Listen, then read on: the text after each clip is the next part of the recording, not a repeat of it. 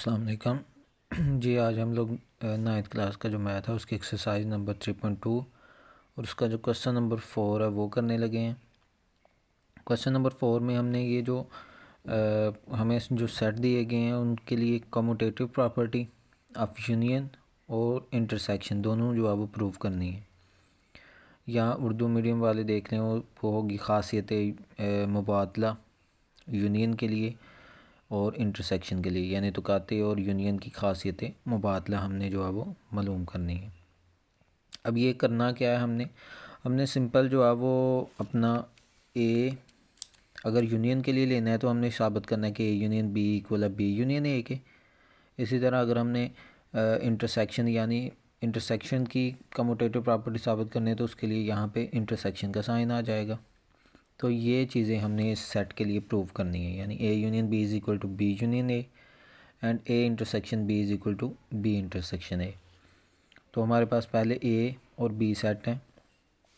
ए हमारे पास है 1 2 3 4 एंड 5 और बी है हमारे पास 4 6 8 एंड 10।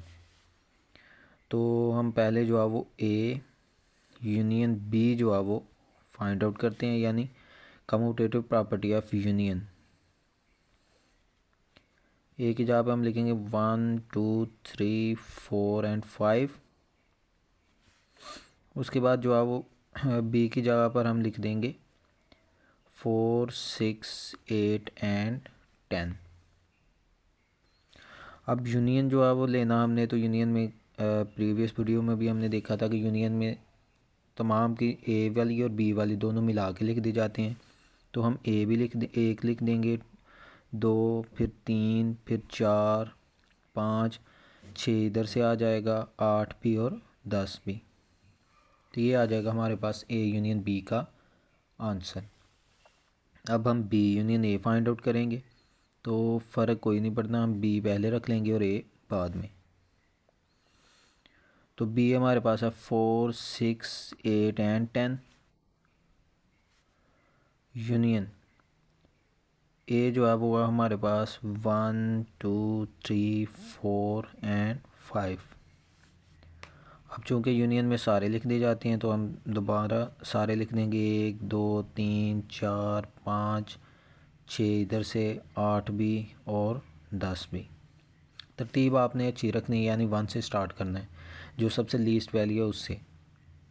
तो देखें ए यूनियन बी और बी यूनियन ए बराबर आ गए हैं, तो यही थी यूनियन की ख़ासियत मुबादला।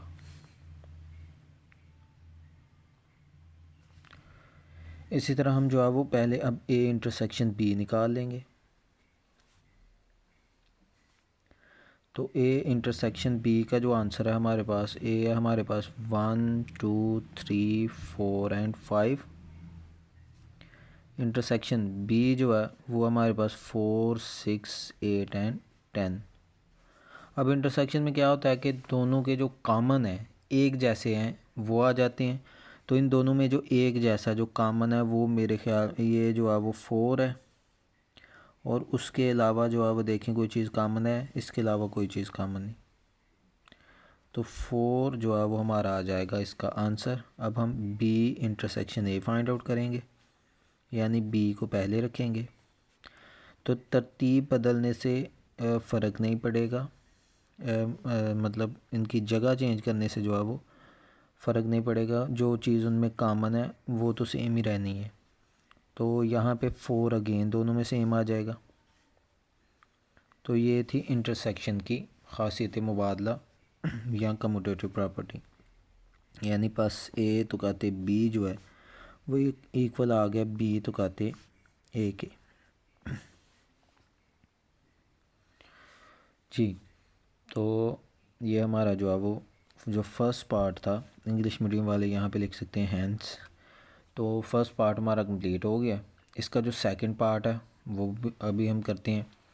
उसमें हमारे पास एन दिया गया, तो एन है हमारे पास 1 2 3 4 और जेड है 0 +-1 +-2। तो हम पहले एन यूनियन जी फाइंड आउट कर लेते हैं। 1 2 3 4 ये कंटिन्यू रहेगा। यूनियन जी है 0 ±1 ±2 ±3 और ये रहेगा जारी। अब यूनियन में मैंने बताया कि सारे आ जाते हैं, तो इसके और इसके मिला के जब हम लिखेंगे तो देखें 1 2 3 4 ये तो पहले उसमें मौजूद है Z में, तो ये ऑलमोस्ट Z वाला सारा का सारा सेट ही जो है वो आपका आंसर आ जाएगा।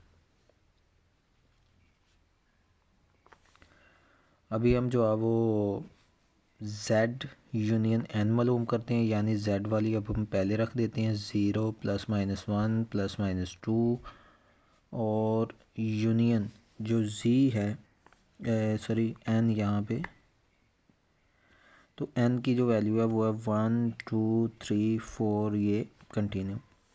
अब अगेन यूनियन वाले जो है वो सारे आ जाते हैं, तो ये वाले तो सारे इसमें हैं तो यही वाले आ जाएंगे 0 ±1 ±2 ±3 और ये आगे कंटिन्यू। तो देखें हमारे पास जो N यूनियन Z का जो आंसर है वो किसके इक्वल आ गया, Z यूनियन N के। तो ये प्रॉपर्टी जो है वो प्रूव हो गई। अब हम इंटरसेक्शन वाली भी बिल्कुल इसी तरह से जो है वो कर सकते हैं। ये जो इंटरसेक्शन वाली होगी उसमें आपने क्या करना है कि दोनों में कॉमन है पार्ट आ जाएगा, तो दोनों में कॉमन यही चीज़ आएगी 1 2 3 4, क्योंकि इसमें भी है और इसमें भी है, इसमें प्लस वाले भी हैं माइनस वाले भी हैं, तो ये वाला पोर्शन जो अब इसमें पहले से जो है वो है, तो इसलिए दोनों में जो कॉमन है ये वाला पोर्शन आ जाएगा। इसी तरह जब Z यूनियन N करेंगे फिर भी यही पोर्शन आ जाएगा। तो ये जो चीज़ है ये इसका जो तुकाते के लिए ख़ासियत मुबादला है, ये आपने ख़ुद जो है वो फाइंड आउट करनी है। अब हम अपने नेक्स्ट क्वेश्चन की तरफ बढ़ते हैं। उसी क्वेश्चन का जो थर्ड पार्ट है ये जो है वो वाला करते हैं, कहते हैं x जबकि x रुकन है रियल नंबर का। अब ये जो रियल नंबर्स होते हैं उसमें तमाम तरह के नंबर्स आ जाते हैं, यानी नातक गैर नातक सही, मतलब आलमोस्ट हर तरह का नंबर जो है वो R में आ जाता है। And x greater than equal to 0, लेकिन जो नंबर है उसमें वो 0 से क्या है, 0 भी शामिल है और 0 से बड़े हैं। और दूसरा जो हमारे पास b है, b हमारे पास टोटल रियल नंबर है।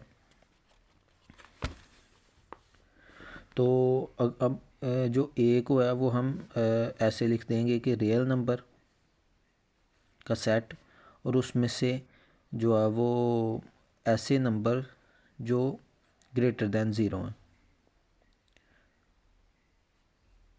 रियल नंबर ग्रेटर दैन 0, हम इसको ऐसे जो है वो लिख देंगे। अब हमने क्या करना है कि इनके लिए A union B find out करना है, तो हम लिखेंगे A यूनियन B। पहले हम A लिखेंगे, A हमारे पास क्या आ जाएगा, रियल नंबर और ग्रेटर दैन 0, यूनियन B जो है वो हमारे पास आ जाएगा रियल नंबर।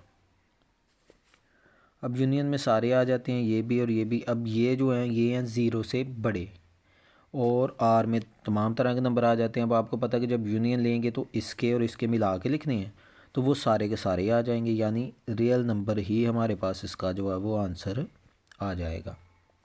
इसी तरह जब हम B union A find out करेंगे तो B हम पहले रख लेंगे, यानी R पहले आ जाएगा। यूनियन जो A है वो क्या है, रियल नंबर और ग्रेटर दैन 0, तो यूनियन में सारे आ जाएंगे, तो अगेन हमारा जो आंसर है वो क्या आ जाएगा, R।